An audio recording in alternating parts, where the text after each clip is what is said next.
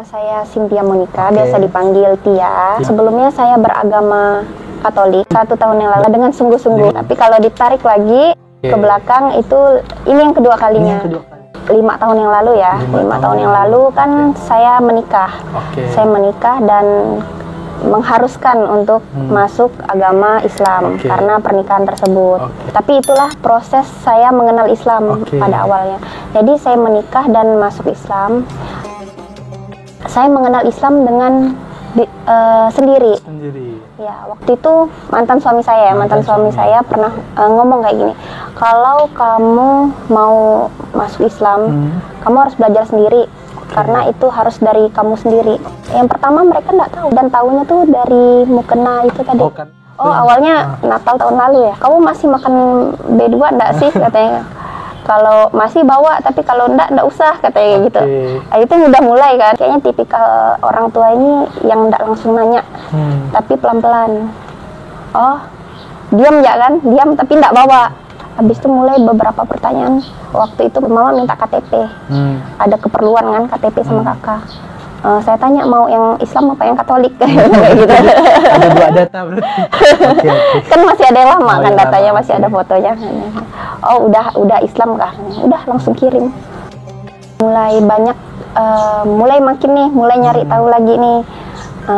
Sampai waktu itu kan mengenal Rasulullah ya, mengenal Rasulullah. Siapa sih dan bagaimana sih ajarannya kayak gitu kan. Mulai tahu, oh ternyata apa yang dikatakan orang-orang selama ini enggak kayak gitu karena sempat dengar lah ya dari kiri kanan waktu masih di Katolik tuh, Islam tuh gini yang cukup dibilang negatif ya, ajarannya tuh gini. Jadi mulai cari tahu tentang ajaran Rasulullah, mulai cari tahu, oh ternyata Islam tuh indah. Ternyata enggak kayak yang saya dengar kemarin selama ini. Sampai mulailah saya juga ada ketemu di Alkitab. Itu di Yohanes 16 ayat 7 sampai 8. Jikalau aku tidak pergi, maka penolong itu tidak akan datang. Aku akan mengutus dia, dan dia akan menginsafkan dunia akan dosa, kebenaran, dan keadilan. Mulai mikir tuh, ketika kenal Nabi Muhammad ini tadi, Nabi Muhammad Rasulullah ini tadi, mikirlah, oh apa yang disebutkan ini beliau. Dan setelah tahu kayak gimana ajaran beliau, perjuangan beliau, dan saya juga sempat baca-baca beberapa ahli teologi juga mengatakan seperti itu. Itu sih tadi puncaknya, tapi di belakangnya ada lagi dari ajaran-ajaran. Saya dulu ini ya, dibilang rajin baca Alkitab, enggak juga, tapi cukup membaca beberapa kitab, beberapa itu lebih dari 1 kali, terutama Perjanjian Lama. Di Perjanjian Lama itu ada beberapa tentang Kejadian, Keluaran. Dari awal dulu kan, dari awalnya terciptanya bumi, kemudian Nabi Adam dan keturunan-keturunannya, kemudian sampailah di Imamat ini tadi. Itu kalau di Alkitab itu bilangnya firman Tuhan Allah kepada Nabi Musa. Nah, salah satunya tuh ada tentang mengharamkan makanan yang diharamkan dan dinajiskan. Dan salah satunya yang biasa dimakan babi itu tadi. Dari situ juga muncul pertanyaan kan, kok firman Tuhan loh ini yang diturunkan gitu, tapi ini kok dilanggar gitu. Nah itu tadi termasuk di kitab Imamat itu juga banyak dikatakan, bahkan tentang wanita yang haid itu najis, kenapa harus membersihkan, dan itu najis ya, di situ dikatakan wanita yang lagi haid itu najis karena keluar darah kotor itu tadi kan. Dan ketika mengenal Islam dijawablah, oh kenapa wajib bersih, wajib di Islam tuh wajib mandi bersih gitu. Menyadari lah kalau ternyata banyak ajaran yang di Alkitab Perjanjian Lama ini itu tuh benar-benar disempurnakan dan konsisten gitu di dalam Islam. Ngerasa Islam itulah, oh Islam inilah agama yang akan saya jalani. jauh lebih tenang sih. Lebih tenang. Jauh lebih tenang. Kenapa tuh Kak? Kenapa jauh lebih tenang? Emang sebelumnya berarti nggak tenang gitu? Sebelum ini ya, saya tuh ada anxiety disorder. Oke. Ketika saya pisah, terus saya balik tuh, itu agak terganggu gitu ya secara benar-benar psikis gitu. terganggu ya. Oke. Yang tiap hari saya tuh cemas, kayak overthinking, ngerasa kayak badan saya ini kayak numpang tinggal, tapi nggak tahu gitu, kayak arwah, kayak gimana ya, kayak ngerasa jiwa saya ini cuma numpang di badan. Kapan saya ini nggak ada gitu. Atau jangan-jangan tiap hari pikiran saya tuh jangan-jangan hari ini ya gitu. Aku nggak ada gitu. Berarti cemas sekali gitu ya? Cemas sekali. Sampai kata orang tuh itu ya kurang dekat sama Tuhan. Kata ada lah beberapa yang kurang ibadah gitu kan. Oh enggak, saya kan Daniel ya. Denial juga. Okay. Waktu itu cukup denial kan. Enggak kok, ini nih masalah psikologi, enggak ada hubungannya gitu kan. Lalu saya sempat juga ke psikolog. Mencari pembenarannya. Sempat ke psikolog, cuman terapinya enggak saya teruskan. Karena cukup pricey ya. Terapinya enggak saya teruskan.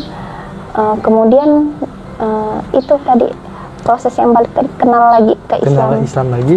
Justru itu secara tidak langsung terapi yang. Nah, ketika saya mulai sholat, mulai saya dekat sama Allah, mulai sering ibadah, saya mulai mempercayakan hidup saya. Saya mulai percaya kalau hidup saya hidup matiku di tangan Allah.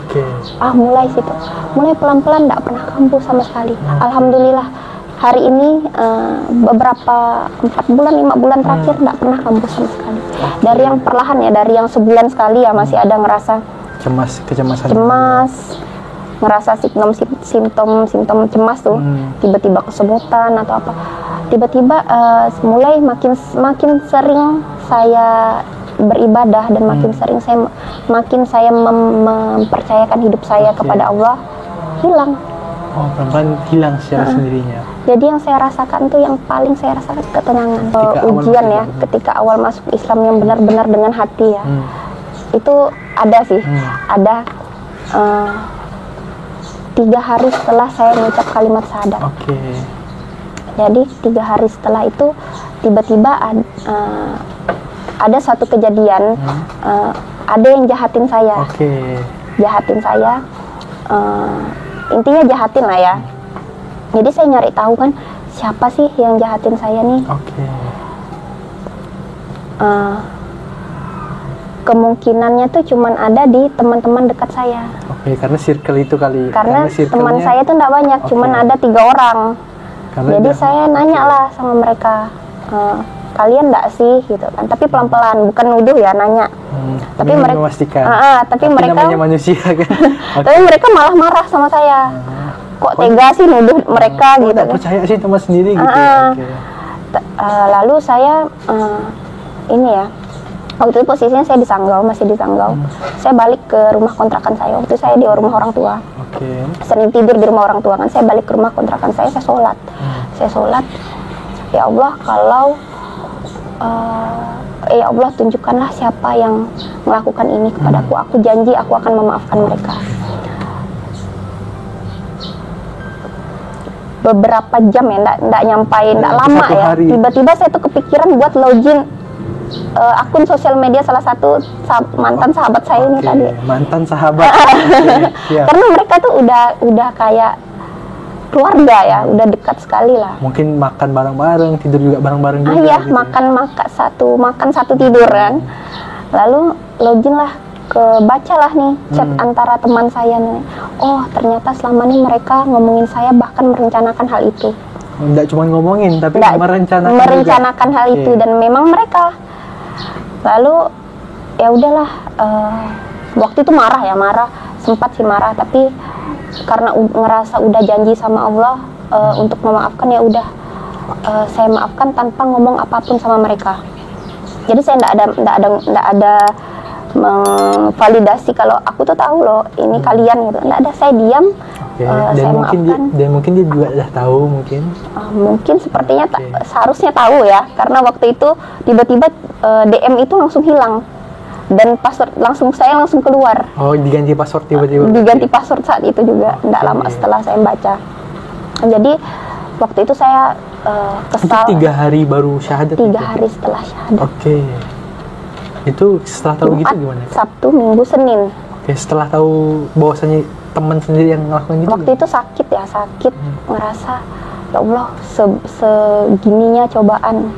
Tapi saya coba pelan-pelan, saya coba maafkan karena ya di doa saya tadi saya minta ditunjukkan, tapi saya harus memaafkan sekesal-kesalnya saya maafkan.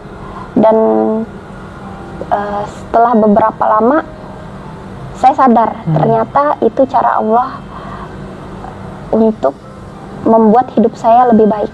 Kalau nggak ada masalah itu tuh saya nggak akan di titik ini, nggak akan lebih dekat sama Allah, nggak akan hidup jauh lebih baik. Dan mungkin kalau nggak diuji seperti itu mungkin nggak akan belajar Islam lebih dalam mungkin ya? Iya, betul. Karena baru 3 hari syahadat gitu ya? Dan ngerasa itu tuh cara Allah. Kalau kayak Allah tuh ngasih tahu saya, kalau kamu mau lebih dekat mengenal aku, dijauhkan dulu nih orang-orang yang memang nggak pantas dan nggak baik. Berusaha ngambil hikmah sih dari semuanya. Berusaha kayak jadi motivasi, oh hidup aku nih harus lebih baik. Lebih baik ke Allah. Itu yang utama. Nggak ada sih nggak ada penyesalannya? Nggak ada sama sekali. Ngerasa, oh ini hidup yang benar-benar jauh, luar biasa. Jauh lebih baik. Jauh lebih tenang juga. Jauh lebih tenang. Tapi setelah masuk Islam itu, ada pernah terpikir juga nggak? Nyesal sedikit pun nggak pernah terpikir? Nggak pernah. Malah justru ketika masuk Islam malah jauh lebih tenang itu tadi? Jauh lebih tenang, jauh ngerasa, oh benar-benar ini ya hidup yang seharusnya gitu. Sebenarnya banyak sih yang pengen saya lakukan tuh. Kadang ngelihat kayak gini, ngelihat abang tuh terinspirasi sebenarnya. Cuman karena keterbatasan saya udah punya anak. Tapi saya kayak setiap ada waktu tuh saya berusaha kayak kalau bisa ya datang pergi ikut kajian. Walaupun baru sekali sih sebenarnya. Iya, karena kemarin juga dapat fasilitas ada yang jaga anak. Balik pengennya tuh kayak pengen mereka tuh berdoa tuh sama Tuhan Allah. Itu aja sih. Kalau misalnya mereka nggak bisa ya, mungkin nggak tahu, mungkin nggak sampailah untuk mu'alaf juga. Setidaknya mereka berdoa tuh sama Tuhan Allah. Berdoa sama Tuhan yang menciptakan kita. Pengennya itu sih. Yang disampaikan kepada orang tua ya.